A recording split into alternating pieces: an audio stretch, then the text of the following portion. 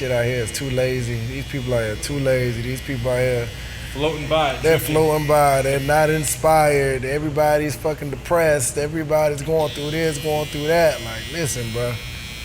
Listen, I understand a lot of people got a lot of situations going on, but it's up to you to change it. So it's like that early morning wake time.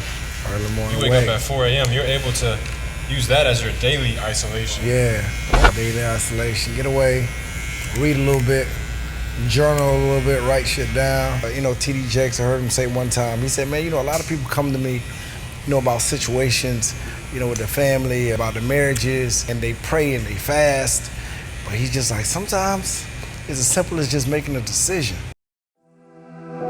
The purposeful man sets a standard and accepts the responsibility of becoming his 10.0 self, not for himself, but to multiply it to others. What the world needs now more than ever is the purposeful man.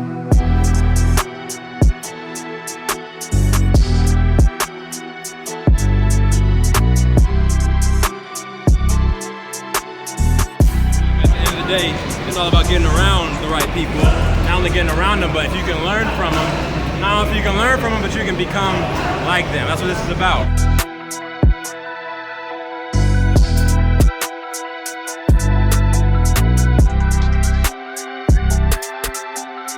I didn't have my father, but I searched my whole life until I realized that what I was searching for was on the inside. And I built a craft, cutting hair. All my mentors, they came to me. And now I'm gonna bring them to you. The Purposeful Man Podcast, let's get it.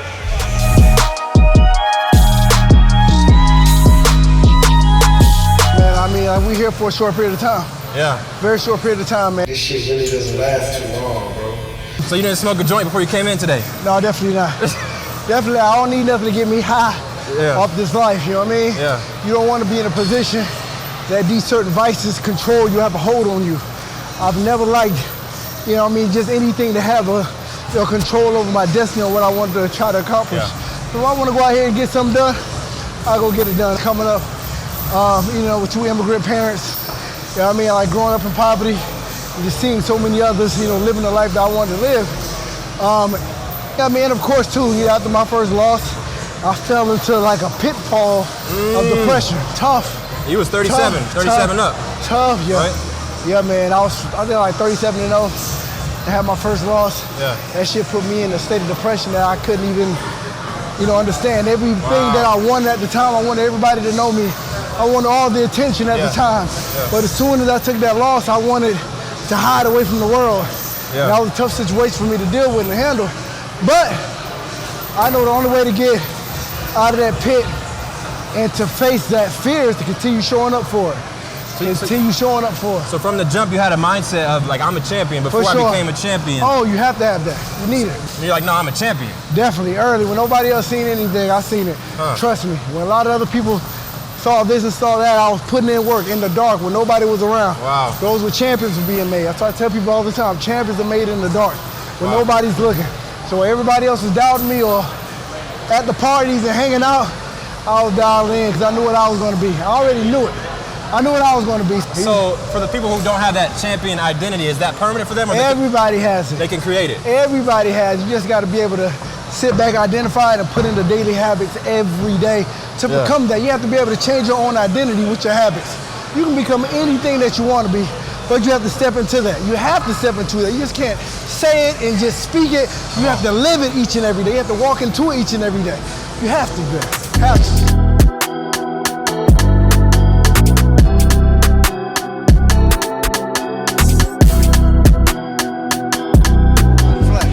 Always at an angle here. Okay. So even if a street fight happened, street fight had, I'm talking about just line up, just like that. You would learn a lot about them based off of like how they score up. Of course, a lot of these people, a lot of these dudes don't know how to fucking fight at all. Yeah. So even if you're going at it with somebody, I'll line up just like it's on them. Yeah. And it's quick. It's either I'm gonna hit you with a jab, I'm gonna break your nose, break your mouth, or I'm gonna come down the pipe 1, 2, bing. Turn that bitch once, so I'm not throwing no looping shit. I'm not throwing no shit like this. I'm coming right down the pipe. So you're comfortable right here, even though your hands are down? No, I want to be right here. There's no leaning back. No leaning back, everything up front. So if somebody come and throw a punch, it's right here. Motherfucker, I want to be close enough that I can touch you. This fight ain't gonna do nothing. It's not? Hell no. You ain't gonna have no leverage doing that. So if you got anybody in front of you try to punch, you dodging right here. If I can touch this, but I want to stay close to you. Yeah, okay. I don't want to be leaned up here. I don't want to be like But since I'm tall, I shouldn't do that still? Still. I mean, Keep my chin tucked. I'm saying you tall, so you fighting a guy short like me. I got your corner. Oh, no, I'm good. Go ahead, mama. Give me some water. Give me water. He gonna need all the help he can get. I got the youth on him. I got the reach on him. I know he's the champ. I know 2-time world champ. I know 2004 Olympics. I know he's the guy. But look, I'm in my prime now. You know what I mean? Those are pretty much the basics. You want to be able to know how to throw a good jab. Hands up, bro. Yeah. Hands up. You know what I mean? Don't stand back. Just like this. So even if somebody steps up in your face, step up on them just like that. Jabs. There you go, just like that. Bing. Bing your knees. There you go. Everything with a step. Bing. Everything steps. It's all fundamental with the legs. So in the jab, 1-2s, all the stuff right to your leg. I'm still kind of a beginner. Of course. How long until I'm like, I got the fundamentals down? It all depends on how much work you do. Yeah. You know, a lot of people learn a lot faster than 2 days a week, is that enough? If I'm training with the champ, Maybe 3 days a week. At least 3 to 4 days, screw it. All right. You know what I mean? You need 3 or 4 days a week if you want to get the fundamentals down quick. And that's consistency. Still, you know, I'm going home. Like me, when I first started boxing, I learned shit here. I still go back home and I stand in the mirror and still do the same shit. Shadow box in the mirror, man.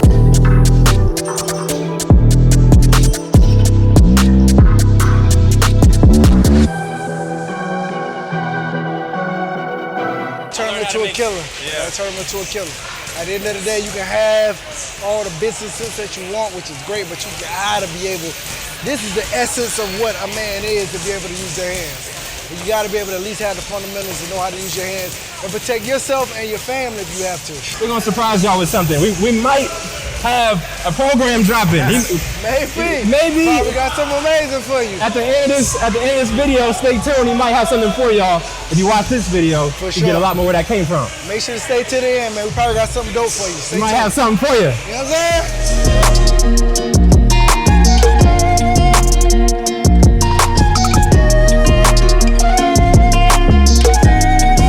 The mindset of I just want to be the best. Yes. I never really go to Berto's Instagram and don't see this quote. I just want to be the best. Yes. Is that like that 6-year-old kid who got knocked down and is like, nah, I ain't cool with that. I'm not okay with losing.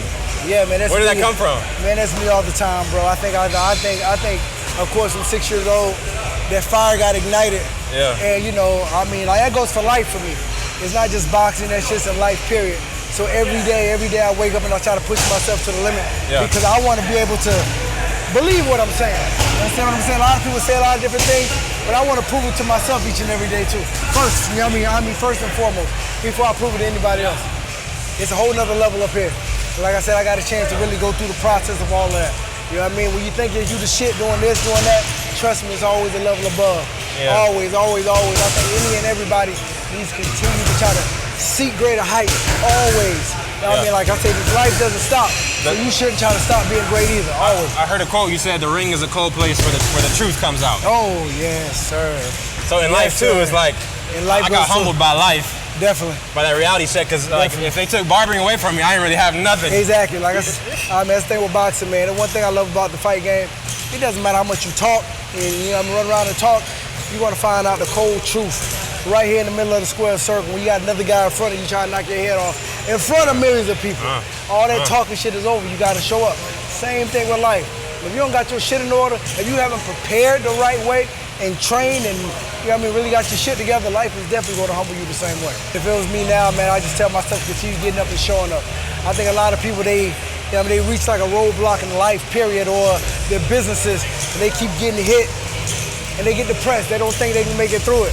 Listen, the only way to fucking knock out that fear is to continue showing up. Eventually, that motherfucker's gonna move out the way and let you have your way. So make it black and white, real simple. They gotta have like a wake time, like a diet plan, a workout plan. Yeah, like I said, I'm up about 4 a.m.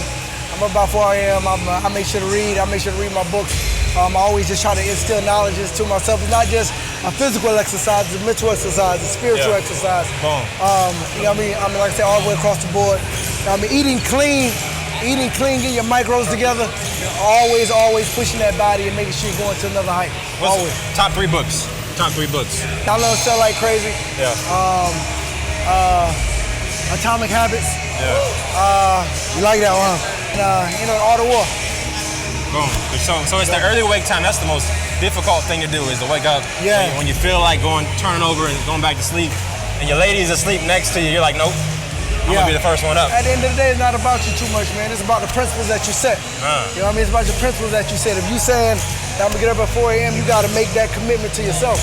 Because if nothing changes, nothing changes. That's right. You know what I mean? If nothing changes, nothing changes. That's it. You know what I mean? So what we gonna do? That's it. You ain't gonna be in that dark for too long if you follow these habits. Never.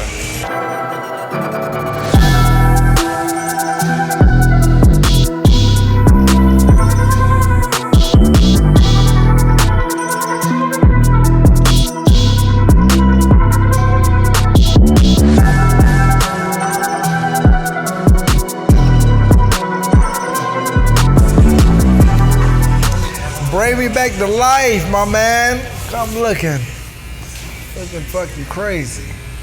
And understand that I kept this right here just for you, though. I know I'm gonna came out here fresh already. Now, so you like it out here, huh? Yeah, you was right. You was definitely right. You said that once I came to Miami, I wouldn't go back. I said, yeah, for real. I said, man, listen, come down here, get it in. Start meeting some good people, man. It's got a different type of energy out here. Yeah, bro. My man right here said he ready to leave San Diego and get out of here. I'm ready to go to Miami. It's nice out here, bro. See why? It's hard to beat. Especially if you want to build. He's building a media company. Oh, is he? So it's like, why would you not be in Miami for that? Yeah, shit, everybody's out here right now. Environment. The vibe is crazy out here right now. The vibe is crazy. A lot of great entrepreneurs out here. What was the environment you were in when you were on your way up from like the amateurs? You were mostly family oriented at that point? Yeah, I mean, shit, I always just had I have a big family. I got a strong, tight knit family. So, everybody in the house fought. You know what I mean? Of course, my dad was like the general of the household, and he set the ground rules, and we all just had to follow, man. He didn't play any games at all, too. So, my brothers there were. My other brother, he even stayed a national wrestling champion. My sisters, both my sisters were judo champions. And me, I was the boxer in the mix. So, my mom was the only one in the house that didn't fight. You know what I'm saying? She was the love in the house. My pops was the pit bull. Made sure everybody stayed disciplined. Mm-hmm. Made sure everybody, stuck to their morals and stuck to their, integrity of what we decided to do. And I wanted to box at a young age. The morals and the integrity. Yeah. So it was like decided that like you were going to be who you became. Yeah, I mean, like I said, just coming from our household and how we were brought up, it was very big on like the foundation of principles, like period. When it comes to us just being young men or just my sisters as being young women. And my parents coming from from Haiti, they had a different set of a code of ethics of growing up for young men and young women. And they just knew that we had to work, like 10 times as hard, for anything else that we wanted out here because like I said, they were immigrants coming over here, so.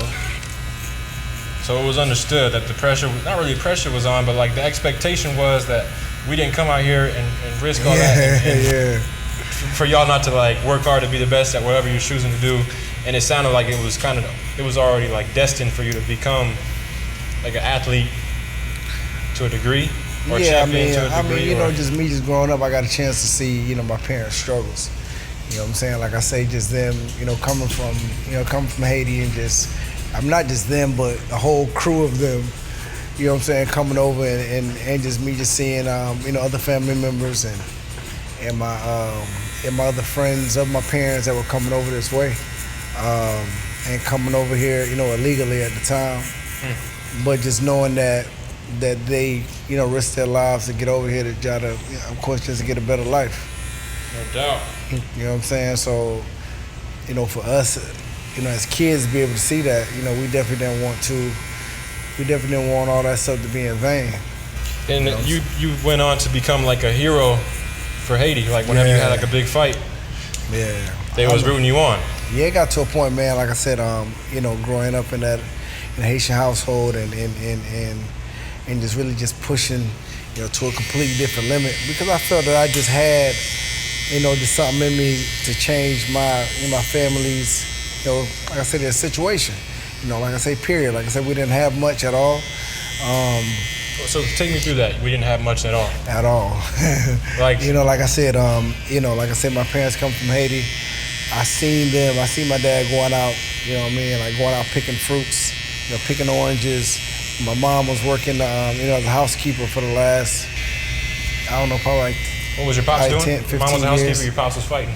My dad was picking fruit, and he was a chef at first. And then from that point, he found the fight game, and he got into the fight game. And he's probably one of the first real generational, guys that were doing the MMA.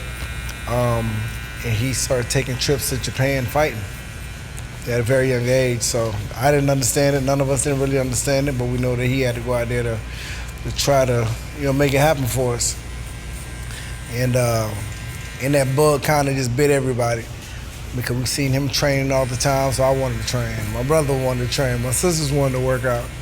And just seeing him, we seen him almost like Superman, you know what I mean? Because he, wow. Because we seen how hard he worked to try to get a better life for us.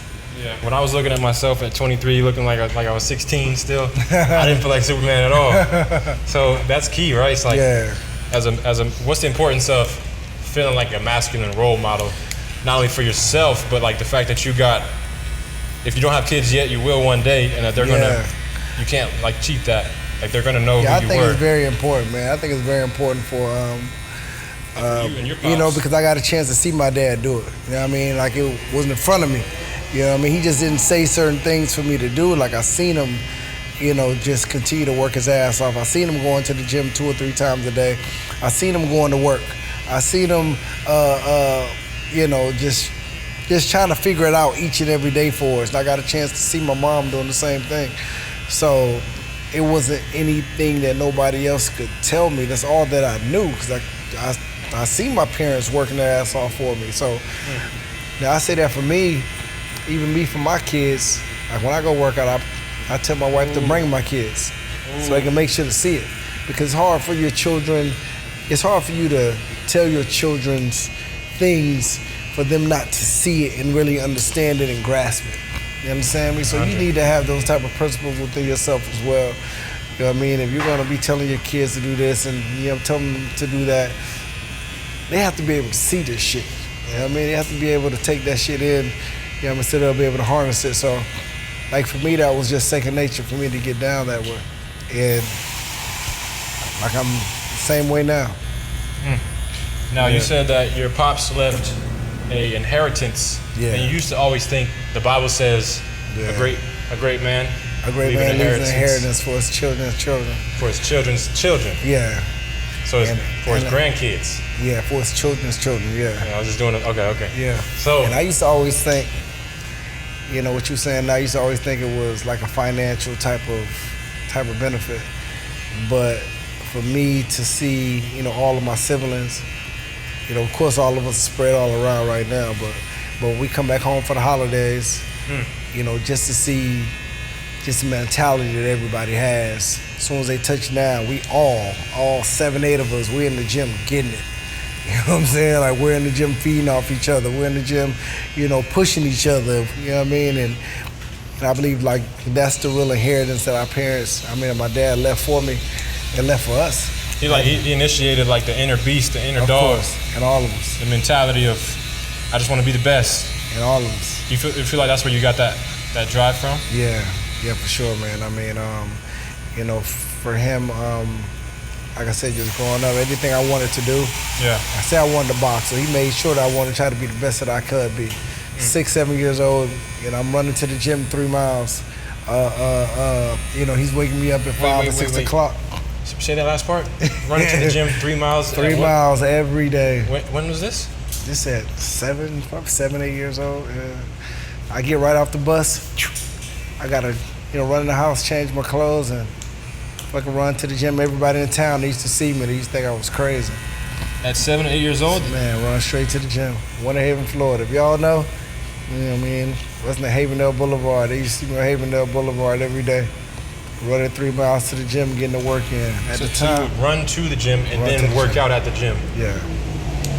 And then he would meet you there? How would that work? Yeah, he'll just meet me there.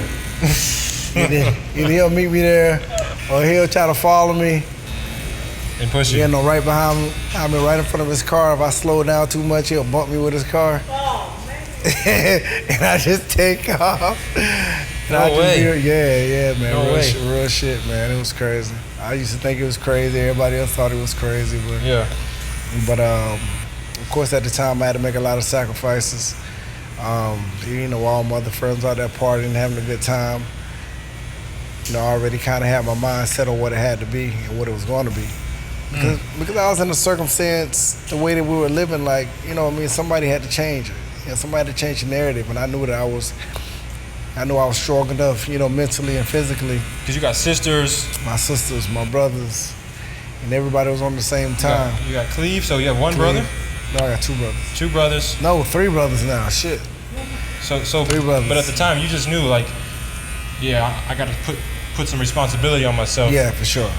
I cannot take what I got for granted. I'm going to use this situation. For sure. Because a lot of people, myself included, like, I was stuck in the victim mentality of, I really thought that in my childhood, there was like this one kid who had the most, like his parents owned the movie theater, all the real estate in the small town we were in. Yeah. And so I thought, like, because he started off in a family that had this inheritance of what you spoke about, money, inheritance, that meant that I was always doomed to like a lower class in life. Nah. And then at one point, I was kind of motivated by that like stage I was in, and I said like, no, you know what? I'm gonna prove that I could be, I could get to that, I could earn that higher status. For sure. But that comes with it, man. You have to be able to, one thing about I had dinner with Kobe Bryant a few years back, and the first thing he asked me, he said, Berto, when did that switch go off? Like, when did your switch go off? I was like, what? He said, when did your switch happen? And I ended up understanding what he was saying. Like, pretty much, like I said, when did that switch in your mind, happen at a young age, where you knew that you had to be dedicated to this situation, like really be obsessed with it in order to be the best that you could be. And you had to sacrifice everything to make it happen. And I told him, I said, man, this shit happened young, man. I was probably like, 9, 10 years old. And, he said the same. And like, I just think, when it comes to certain people, man, you have to take on a certain type of responsibility for yourself. Not just for you, for your children, for the kids that may, like I said, that may be coming, behind you as well. To really step up to the plate and try to change your narrative, for your family, forever. And that's where I've always kind of just looked at my life. I was telling your mom earlier, just just being able to see it's, being able to see your journey. Because I remember, being in there where you were Humble Shop. Yeah, the Humble Shop. Humble Shop was booming in the pandemic. Yeah. You had a little Humble Shop, the little Airbnb until until it caught on fire or some shit like that. You know what I mean? You was a little skinny kid trying to find your way. And, we used to have some great conversations, man. And then, just out of nowhere, I seen you, you know what I mean? You really, you jumped off the porch here. And you said you want to be one of these big dogs, man. You went ahead and got off the porch. And, really start shifting, making those changes and establishing those, like those habits that I like to see, man. I was very proud to see that. Yeah. You know what I'm saying? And now here we are. Here we are, lights, camera, action. Look at life. It's crazy. Sure. Nah, but it's dope. So speaking on those habits, right? Yes. I was slipping pretty much in every area of life. Except for my craft. My craft was on point. Yeah. I was doing the best cuts. Yeah, you was cutting. I was cutting, right? But if you was to put a camera on my whole life, I don't know if I would be bragging about everything else I was doing. So yeah, you was a little wild one out there. So I guess first I'll start with like what do you think is the first step that a lot of us need to stop doing? Like we talked about vices. Man, just a lot of things, but I think it comes down to a decision. You know what I mean? A good friend of mine, TD Jakes, I heard him say one time, he said, man, a lot of people come to me, about situations, with their family, about their marriages, and they pray and they fast, but he's just like, sometimes it's as simple as just making a decision. You know what I mean? And I think that's the issue when it comes to a lot of people. They try to overthink it, and they make it, a lot harder than what it needs to be. And a lot of that stuff really just comes down to a decision on who you want to be. You know what I mean? Like, when are you ready to really try to change your life and change your circumstances? You know what I mean? Like, when are you ready to get away and just relieve yourself of all the bullshit? Like, when are you really ready to try to step inside your purpose and really just setting a fucking date and just doing it? You know what I'm saying? And just doing it. It sounds simple, of course, but it could be that simple. Well, I was hooked on like instant gratification of like scrolling on social media, of course, like smoking or even going out to party. It was too daunting or like difficult to think like, okay, I'm about to stop this and then start doing something that ain't gonna pay off for 3 years. Yeah, for sure. I'm skinny, so for me to put on enough muscle to look big, that's gonna take. I don't know how many years it's gonna take. Do I even feel like putting in that much work? For me, like I said, I had to make a lot of, sacrifices early. I missed out on a lot of the parties in high school. I didn't go to my prom, because I was fighting out in Vegas at a national championship fight.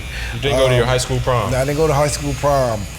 But I was homecoming king. I was all this other good shit. But, I made a lot of different sacrifices, all through high school because I knew that my vision was bigger than where I was at, and I knew where I was going. You know what I mean? I knew where I was going. So I knew I had to make a lot of the sacrifices then because my mind was already on this right here, on that goal. You know what I mean? But I knew I had to put in the work now. Yeah. So, so I didn't care about a lot of that stuff early. I didn't care about it because I knew where I was going. Was there ever a phase though where you did enjoy that side of life? Of course everybody does, man. Everybody does. Shit. I remember you said you went to Atlanta, I think, for a while. Ah, man, I lived out in Atlanta for a while. I lived it up crazy for a nice little bit. Of course, you know what I'm saying? Like coming from the inner city, coming from, not too much of nothing, and going to the Olympic Games and they giving you millions of dollars. Shit, you gotta enjoy it.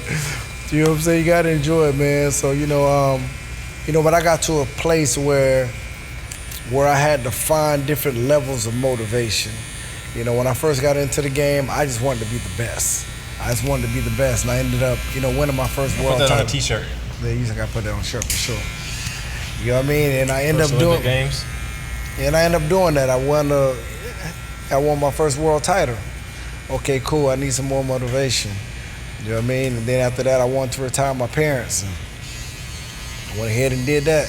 Hold on. So let's do a timeline. Yeah. 6 years old, you get knocked out by the fat kid. Yeah, the fat kid beat me up. Yeah. And you was like, that never again. Like, I'm not going to lose again. Okay. Can't do that. And then by 8, 9, you're running 3 miles to the gym, and your dad's hitting you with the car, telling you to run faster. Yep. Okay. Every day. And then your boxing picks up. Boxing picks up. I made the U.S. team at 15. What? I made the U.S. team at 15. The U.S. national team at 15. That's when I knew shit was changing. So how do you qualify for the U.S. national team? How does that work? Ended up being just ranked #1 in the country at the time. Small kid, Haitian kid from a small town in Central Florida. So that was a good look. Yeah, but I was knocking shit out. So you were like undefeated. You were like. Yeah, I was smashing shit then. Is but I that knew. Considered amateur? Yeah, when I was amateur. But I knew when shit changed when I ended up getting that national championship, and then I had a big bag that came to my house. I had a big bag. I had a big box that came to my house. And in this bag, I opened it up, a big box that got mailed to my house, had a huge Adidas bag. Because Adidas was sponsoring us at the time, I guess, I didn't know. And they sent me a big bag of just new, fresh shit. Just warm-ups and track suits and brand new shoes. And like at this time, we were getting all our shoes from Payless. We didn't have money for shit. When I seen this big ass bag come, huge bag with all these new fucking clothes and shoes and all this shit, and I know that I earned that. That's when I knew that. You know what I mean? That's when I knew that. Okay.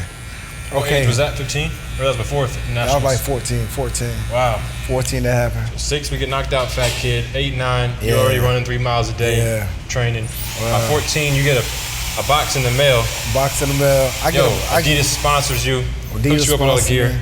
They sponsor me, and they send me a ticket to Mexico to go fight with the national team. I've never been on the plane before at that time. You know what I'm saying? Wow. They send me like a per diem check for being ranked #1 in the country. You know, I never really seen no real money before. This is like in the thousands. Yeah, I think it was like probably $1,200. Yeah, in one check. So I'm spazzing out. My parents looking at me. They're like, "Oh shit, we made it." What? They looking at me like, "What is this?" School. Yeah, it's like in middle school. Oh. When that happened, that's when I knew, like, okay, I need to lean into this. I mean, but like I said, we didn't have much. So me and my brothers, we were wearing the national team shit to school and shit and giving it to my cousins, and you know what I'm saying? Like, we were just rocking around and we were wearing it just like regular shit. But like, that's when we knew that we had something special, man, and like for me to be that good, for them to give us free stuff. Yeah. And free this and free that and put me on a plane for free and pay for this and that. That's not so okay.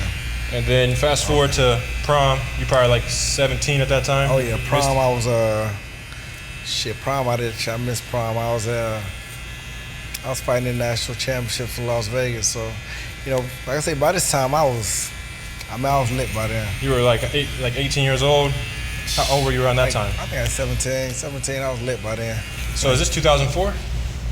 What's the 2004 Olympic champ? Yeah, 2004 Olympics. I went to the Olympics in 2004. I graduated in high school 2002. 2002. So I went to college for like a year and a half, something like that. And then when the games came around, I was up out of there. Bing, got up out of there. So shit after that, man, shit just started moving fast, real fast. I went to the Olympics in Athens, Greece. I came back. They had all the newspapers, parades, and all that shit, and all the networks, and all the. Because you went there and won. Yeah, and all the TV networks and all the management. Everybody wanted to sign me. I ended up signing with HBO. I had Jay-Z and Damon Dash. They were they were like my co-promoters and my sponsors at the time. So shit just started moving quick, man. They gave me a big check, and I was with hanging around all the celebrities, and shit just went fucking crazy. So the mentality, I just want to be the best. Just want to be the best. That shit happened quick. But like I said, man, it came. A lot of people didn't see a lot of the work, all the miles I had to put in on Havendale Boulevard. Running in the rain. Fighting. In every damn city in the state of Florida, Georgia, all through the coast, And it wasn't Off the guaranteed East Coast, none of that stuff was that it was guaranteed. going to pay off. Like right now, Guaranteed. somebody's watching and they have this dream to be the best. Yeah, In any endeavor, this mindset would benefit them. for sure. What's the if we could take away the principles from your journey Yeah, to that quick rise to being the best, yeah. what do they need to apply? Like, is it the belief? Yeah, you gotta have the belief, man. Like I said, I was there. I think I was there mentally before I actually, became, a national champion. After, like way before I became an Olympic, champion. I was there mentally already.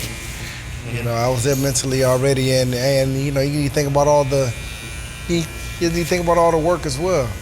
All that shit is just like compound interest, man. That shit just fucking collects over time.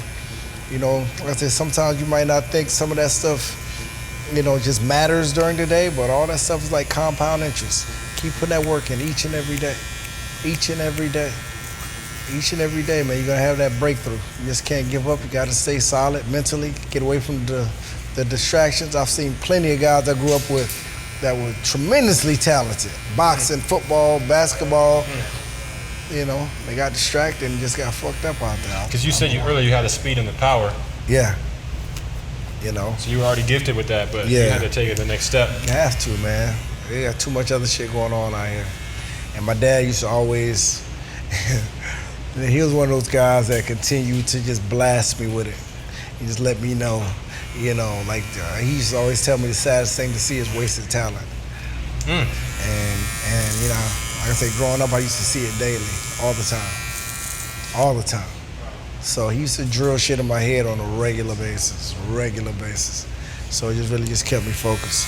So if you could go back and email your pops in heaven right now, Yeah, if he's up there and you could somehow send him an email, for sure.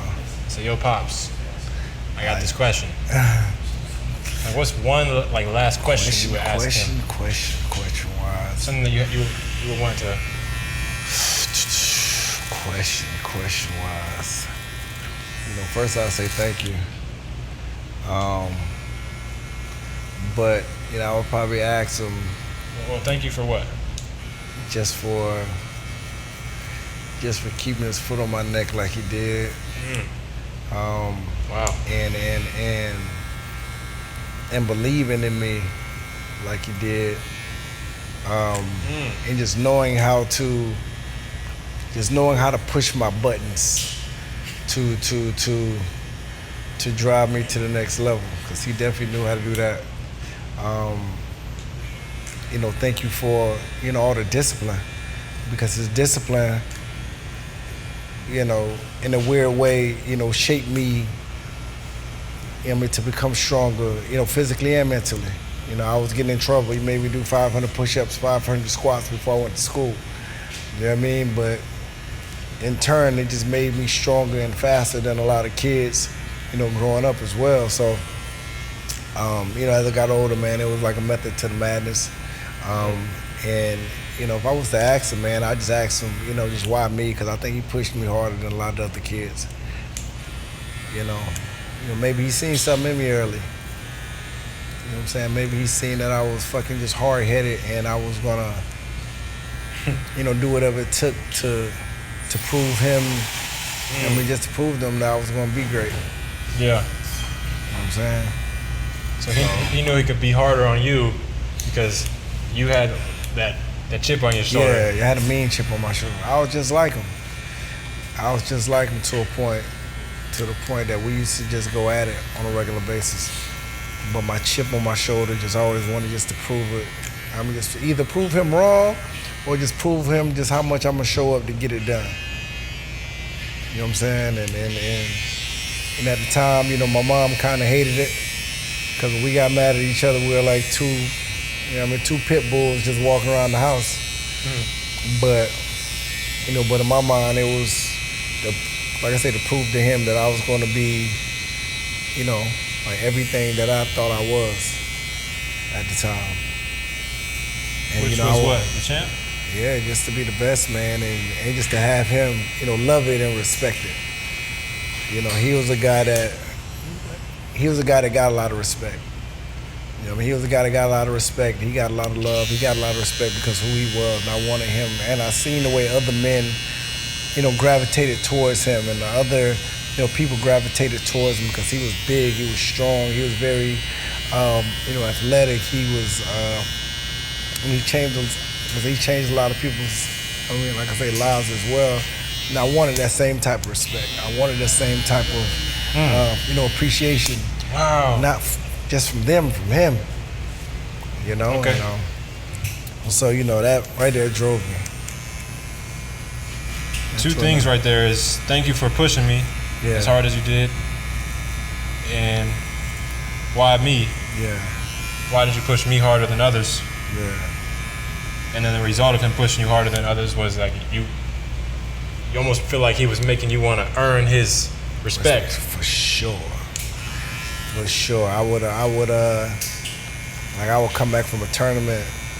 I'll come back from winning the tournament, and you know what I'm saying? I'll see him, and he'll just be like, okay, cool, good job. Make sure you're at the gym tomorrow. Just kind of walk off. Everybody else in the city, in the town, around the country just be praising me. And I just needed that from him, and that's the shit that just keep that shit just kept that he shit knew something. running. He knew it. Because like I'll run into people around town and people be like, damn, I just seen your dad, man, he couldn't stop talking about you. I say, my dad? Said what? Man, that guy's proud of you. I'm like, who you that from? Who? Him? You sure? What? So that was our relationship, man. That was our relationship. He didn't never really try to give me too much because he know I looked up to him, a lot. He know I respected him a lot. But at the same time, he knew what would tick for me. You know what I'm saying? So he knew that I was always chasing his approval, his appreciation, his respect. And I didn't really get that, vocally from him, until I got older, probably. Until I got a little older, won a few world titles, and he started getting a little bit emotional and hugging me and saying how much he loved me and shit. Like growing up, I didn't hear that at all too much. It was just work, get to it. See you in the gym tomorrow. See you in the gym tomorrow. Okay, good job. See you in the gym tomorrow. Boom. You know what I'm saying? So, I mean, it's a gift and a curse when it comes to that, man. So, I appreciate that. That's beautiful. We need more of that. I feel like we kind of lost that. Oh, man. Like the strong dad in the house who says, no, son. Yeah. Yeah, you don't get too much of that I'll tell shit. you I'm proud of you when I'm actually proud of you. Yeah. Not just, good job, son. You got a participation trophy. Yeah, and I think it's at the same time, bro. I think it all stems down, like I say, to who you're in the house with too, man. Because like I said, I got great friends that grew up with as a single mom as well. And either you find them they playing, the victim role, or you get guys like my guy, a good friend of mine, his name Ray Lewis. We grew up in the same town. You keep quoting these people like we don't know who they are. Yeah, I mean, Ray Lewis. I mean, like I said, we grew up in the same city. Okay.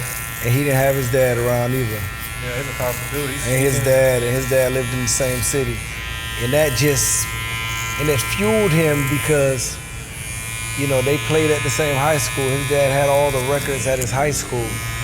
So in order to really kind of get rid of his father's, memory, of him, like I said, he made it a point to try to break every record that his dad had in the high school. Wow. And he did. Just in spite of him. But at the same time, that drove him to be a fucking machine, and just to give his mom the best life that he could. 100%. And he did that. So I think it all just depends on the kid. I feel like anybody, I was talking to D King about this, anybody with a couple million could set themselves up, set their family up if they invest it right, if they do it right, and they could pretty much be good with the right money moves, but take us longer in your timeline. So 2004 Olympic Games, you had some fights where you got a check. Yeah. And you said that you lost a couple million somewhere, and if anybody found it to pick it up and give it back, yeah, a lot of let me know if you see it. Yeah, a lot of fun. So take us through that. No, I had a lot of fun, man. I just say that. You know what I'm saying? Coming from near the city, I mean, like I said, man, a lot of us, we don't get too much of the education when it comes to financial literacy at all. Shit, we didn't have it. Our parents didn't have it. Their parents ain't have it. So it turns into, this cycle. And for us, most of the time, 9 times out of 10, being black kids, the way that we show success is by spending money. It's by spending money and showing our peers that we made it. You know what I mean? But but at the same time, they don't have the right education to really set themselves up to continue getting that money for the rest of their lives, to continue showing that they're gonna be all right. So so like I said, I believe a lot of us kind of fall through that pitfall, and just me, once I start really getting some of that money, trust me, I blew a good bit of it. Just just having a good time, and at the same time, just getting all the hood accessories. You know what I'm saying? Yeah, because that's where you grew up. You grew up in that environment. Yeah. So it's like authentic to you to a degree. Yeah, all the little pieces of status. It's like a trophy. The cars, the jewelry, the this, the that. You know what I'm saying? Like you fall into that for a good bit. But I'm kind of glad I got out of it, pretty fast. So if you talk to that version of you again, like the 20-year-old, 25-year-old Berto, man, would you tell him to do anything different? Because I know it's true that we can't skip like enlightenment. You can't just go straight to like, oh no, I don't need material possessions. Yeah. You kind of got to like do it first. Yeah, you got to go through realize that you still feel the same. It didn't change who you were. Yeah, no, you got to go through it, man. So you would still do it all over again? Me? I mean, I had a good time. Right. I had a good time, but at the same time, man, I think, of course, I definitely have, handled a lot of those, financial, like I say, decisions a lot differently for sure. I would have got into a lot of these, like I say, endeavors that I'm into now a lot sooner. Like hiring a media team to do all your social media. Yeah, media teams would have been investing in the real estate a lot sooner. Just a lot of different things, man. I trust I sit back and think about it all the time. How much money I would be up if I wouldn't have just threw it off on some bullshit. But like I said, man, you live and you learn, man. Yeah. A lot of boxers live and they learn in the same way. Like George Foreman he lost it all. He lost it all. He came back, brought it back. Right. He learned from his mistakes. You know what I'm saying? I mean, like I said, a lot of us, like I said, we don't come from that. We won't come from that, and sometimes a lot of people can't. Yeah, but they can't bounce back from it. Once they lose it. So a lot of us that are fortunate, man, that got a chance to I said, to get that slap on the wrist. Mike Tyson had a solid rise and fall and then rise. Yeah. You know what I mean? Sometimes we need that little slap on the wrist, man, and just wake us up. But the ones that actually go through that, and then they go out and seek the information and really seek to try to be better, those are the ones that really really make it happen for themselves. I mean, you got a lot of other guys that go through the bullshit and they just don't learn from it. They continue going through the bullshit until it's a wrap, until it's over. Boom. So somebody who's gone through it and is ready to change and make that decision. We spoke about how important it is just to make a decision, stop overcomplicating it. Yeah. I know we have an opportunity coming when this video is out, if you're watching this now, that there's something for you. Like we told them at the end of the video, we might have to give them something. Oh, for sure. So what is it that they could achieve? What do they need from you? What is it that they could learn? Soon, make that decision. Yeah, man. Soon we got we have a self-mastery, program coming out here soon. Just tons of different, benefits. Of course, to be able to be, I coach by me. I'm coming to a lot of different fights with me. Come to a lot of different, of course, just have a lot of different calls with me. A lot of different, big masterminds, with me and my team as well. just tons of like I say a lot of vital information, a lot of vital access to me and a lot of my celebrity friends as well. Just to take your self-development to a whole nother level.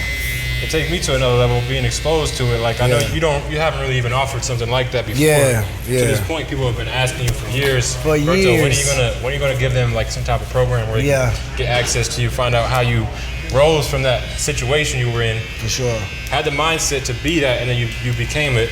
For sure. When are you gonna share that with people? And for so long, you've been creating it. You've been building on it.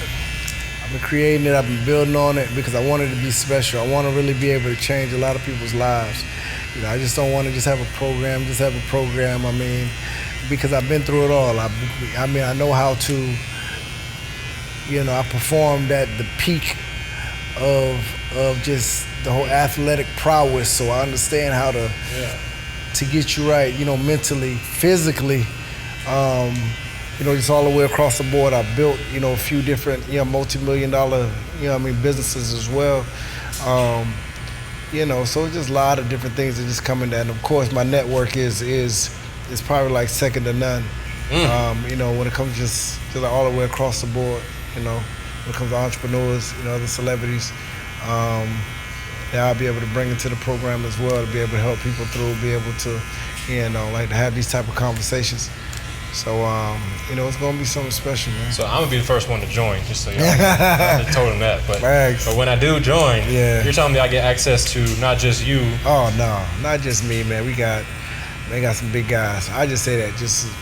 If you follow me on Instagram, you already kind of know how I play. Yeah, I see you with Gary Vee. You with everybody. You already with know the guys how I play. in the marketing, then you with all the athletes, then you with the biggest hip-hop artists. Definitely. Definitely, man. So I play big, man, and a lot of those guys as well. I've been throughout the years been helping and mentoring them, in other areas as well. If it's fitness, if it's just a life period. Yeah. So we have a lot of different dope components, man. Are you gonna teach me how to live a dope ass life? Dope ass life. Because when I meet these people, I need to have like the reference. Yeah, it's Berto's guy. Yeah, facts. That'll get me in the door. I feel like I don't gotta do a lot. Everybody gonna have access to my network. But like I say, this group, like this situation, isn't gonna be for everybody. Because like I said, man, I'm trying to build a dope community of self-minded people that definitely want to take their lives to a completely different level, and are willing to just to do whatever it takes to like establish the daily habits to be that. So you're vetting people out that join based on? For sure. Based on different conversations, based on like I say, whatever their goals are, and like I said, it's not for everybody because the price tag will be that. Yeah. But like I said, you get access to my whole community. I plan on having some dope, like masterminds as well. I want to do like a big training camp mastermind as well. That'll be dope. Like so in person? Yeah. Like to bring my whole team and just to be able to get the whole community involved, to be able to, like I say, to put my people through a true training camp on how it, like I said, on what it takes to be a world champion to get ready for these fights. I think it'll be dope. As far as one thing to say, I'm gonna introduce you online, but you get to shake hands with these people. Yeah, man. I want to see them. I want to be able to, stand next to them. I want to be able to put them through the process, put them through the grind, put them through the grit of like I say, going through the process of trying to become a world champion, because I think it goes to the same situation of trying to be the world champion in life, period. Yeah, like in business, becoming like the first millionaire in your family. That's like chasing a championship. Of course. So, like I said, we got a lot of dope shit set up for that. It will be dope. Dope. You think you tough? You think you ready to go to the next level, man? We definitely gonna test it. Definitely gonna test it, man. So, I should be cool though. I'm looking forward to it. Let me do a speed round. Oh shit. Okay. Quick. Right off the top of your head. Top 3 books. You said Art of War. You said Sell Like Crazy. I Sell Like Crazy. Atomic Habits. Atomic Habits. Okay. Yeah. Okay. Top movies that come to your mind. I mean, I'm a hood kid, man. So I like hood movies, man. New Jack City. He said, shit like that. Who's the actor that did? He was on the crack pipe. What's his name? Talking about? I forgot his name. He's on Chris Rock. Chris Rock. Oh man. Yeah, man. That was like his. Like I feel like that was like his first big movie. That was his big. I mean, that was his first big joint, man. I love that. New Jack City. New Jack City. What else? Movies that I love. Oh man, American Gangster. Shit like that. What did you learn from those movies? I think it's certainly. I mean, it's like when you have power, how to not misuse it. Yeah, man. I think it's certain lessons, man. When it comes to a lot of that stuff. Like I said, I grew up. I mean, in inner city, a lot of drug dealers. A lot of this, a lot of that. But then again, man, when it comes to business and entrepreneurship, I see a lot of like similar, variables, when it comes to a lot of these people, just having a great product.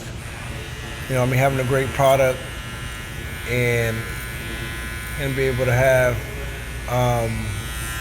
with their customers are their leads. Sell like crazy. You know what I mean? Like the customers are their leads. So Sell Like Crazy, the book. Yes. You're gonna apply the same concepts in New Jack City. Yeah.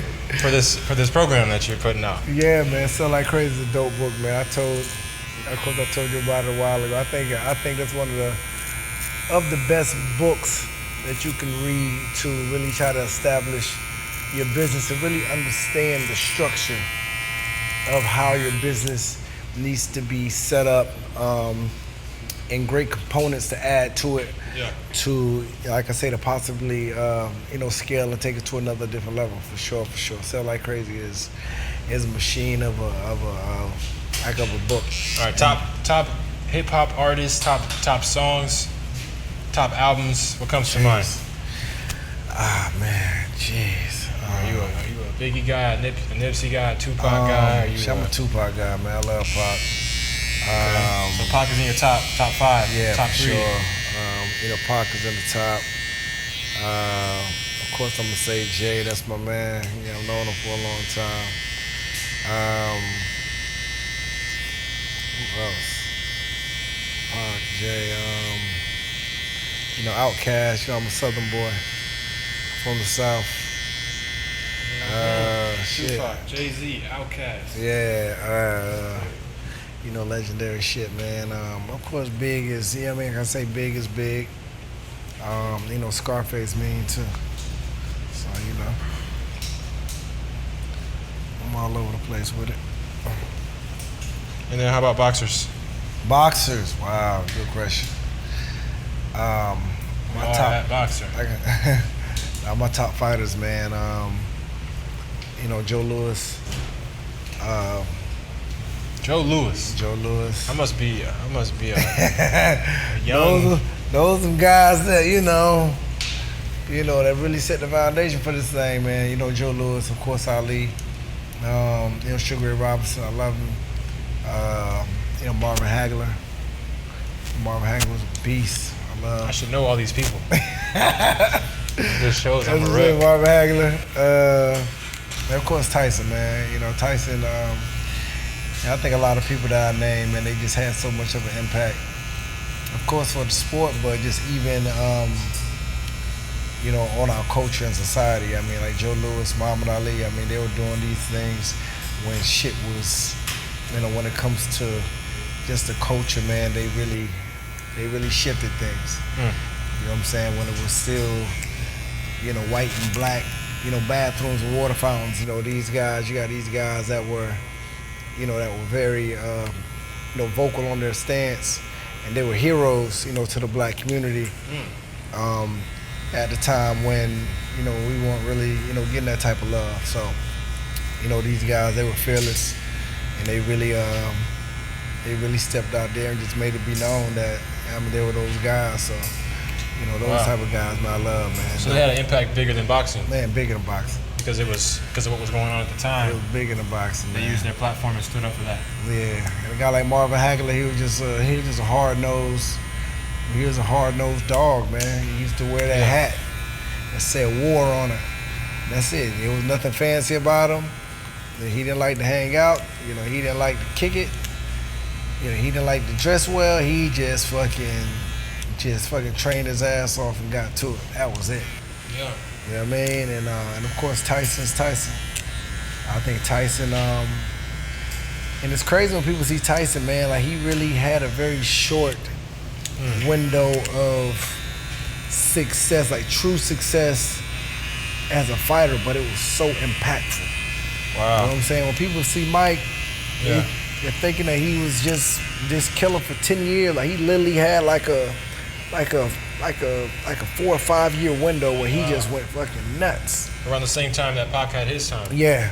It was tight. It was tight, man. So it shows how similar they were in a way. Exactly. Like young and reckless, but so gifted, so Very. star power. Very, man. And that's one thing with Mike, man. Mike had so much star power. And just something about him just was, it was mesmerizing. You know? Everybody wanted to watch Mike Tyson fight. Everybody ran home to watch Mike Tyson fight to see if he was gonna fucking kill somebody. Yeah. You know what I'm saying? And he was reckless too, so that was kind of entertaining. You know, he was crazy, doing crazy shit outside the ring. And certain guys like that, man, they make a certain type of impact that even, well after their careers, they're kind of like cemented in history as like these idols. And like I said, a guy like Mike Tyson, Muhammad Ali, and all those guys, I mean, they're gonna forever be able to make money because they just the aura of who they are just was so big. And those guys were just so iconic. Yes, sir. So when it comes to like your legacy, yeah, what you'll be remembered for, how you mentioned that your favorite boxers are remembered for more than just boxing. Facts. What is something that comes to mind for you that extends deeper than boxing, or like is remembered?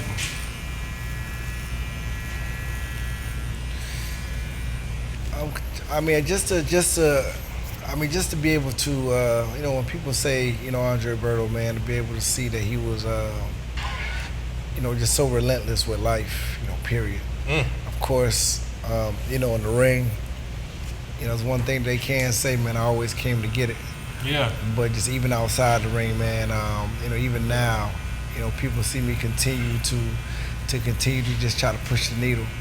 It doesn't matter if it's me training, working out, or if it's just me in business.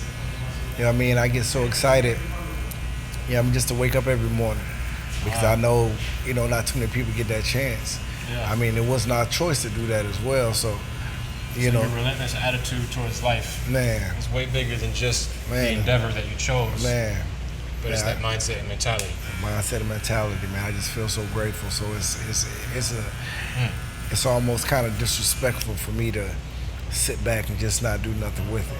Similar to Kobe, he's now remembered for his mindset he left for people. It's like the Mamba mentality. Mamba mentality. Yeah. Same shit, man. He just gets to be the best. It's like your best stamp of like.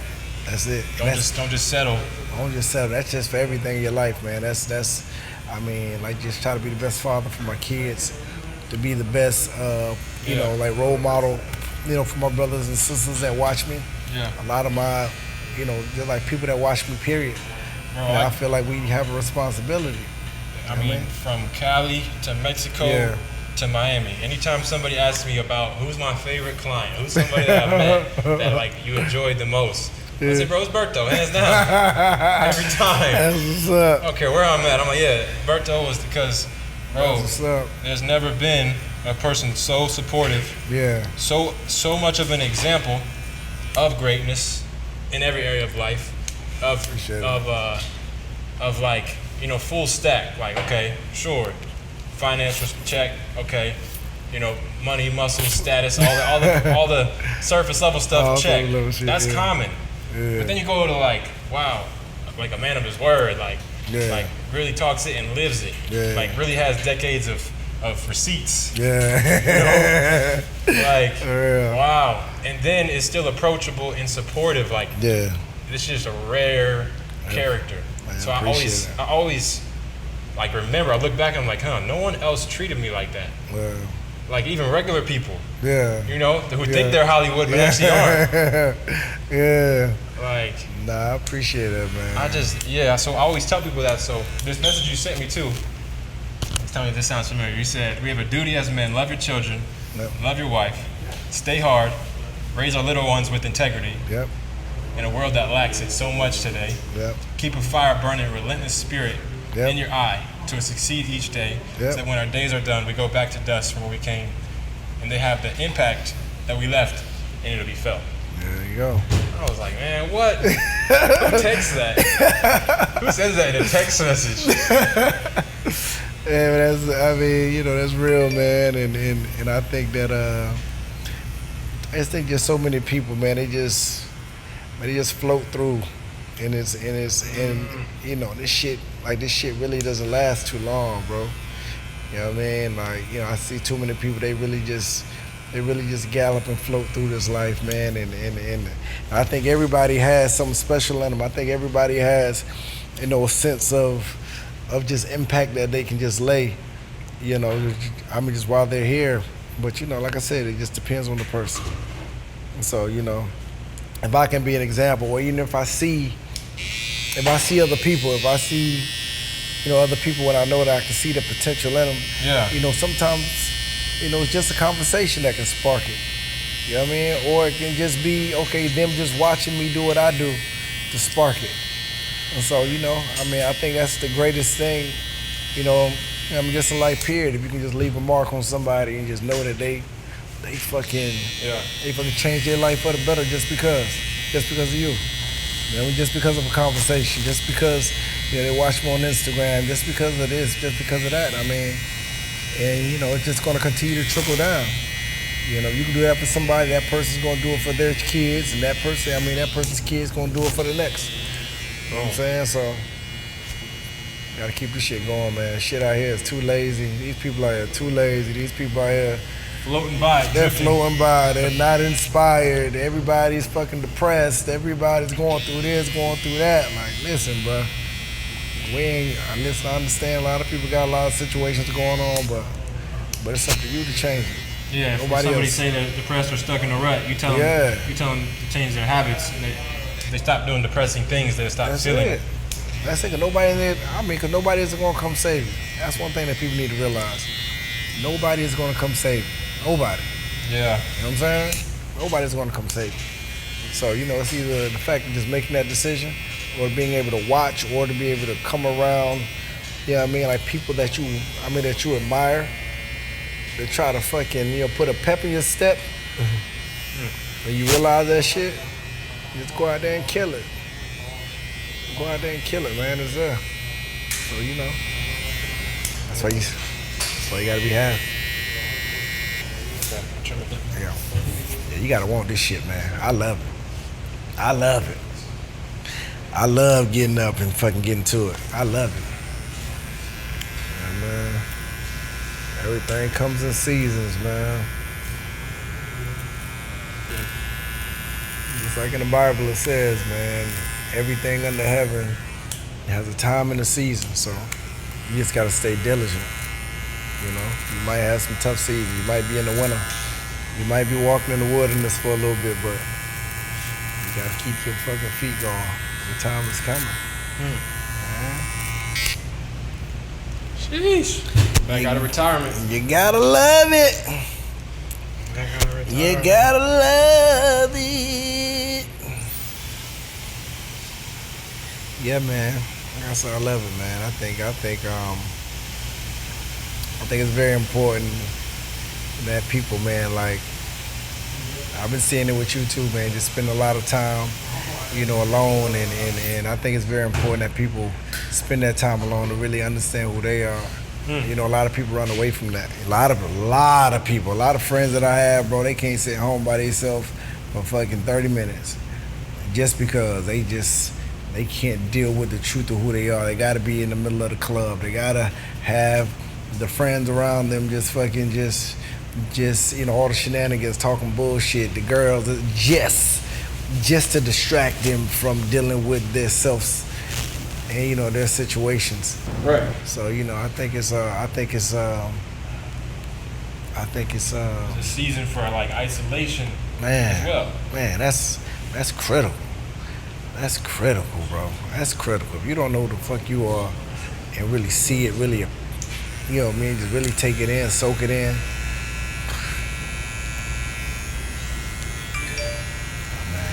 So it's like that early morning wake time. Early morning You wake up at 4 a.m. You're able to use that as your daily isolation. Yeah. To like get right with above. Yeah. Daily isolation. Get away. Read a little bit.